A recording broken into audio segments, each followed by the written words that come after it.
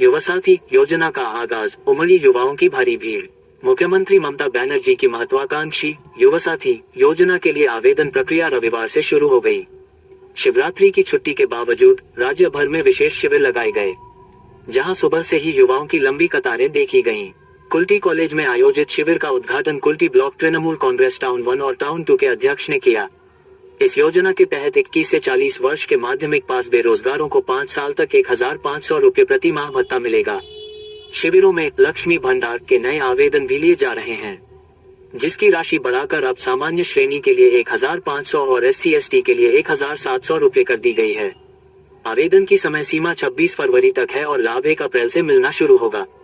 प्रशासन ने इसे दुआरे सरकार मॉडल पर संचालित किया है ताकि पारदर्शिता बनी रहे। इस कार्यक्रम में कुल्टी ब्लॉक टाउन 2 के अध्यक्ष अमित यादव, टाउन 2 के ब्लॉक सदस्य, सभी वार्ड अध्यक्ष मौजूद थे और पार्टी के कार्यकर्ता मौजूद थे। आज के কর্মসূচি হচ্ছে যুব সাথী স্কিম। আপনারা জানেন কি বিগত দিনও আমাদের নেত্রী, আমাদের বেঙ্গলের মুখিয়া শ্বশুরী মমতা ব্যানার্জি একটা ঘোষণা করেছিলেন কি যত 21 বছর থেকে 40 বছরের ছেলে মেয়ে আছে যা মাধ্যমিক পাস করেছে ওদের জন্য একটা স্কিম করা হচ্ছে যুবশ্রী স্কিম।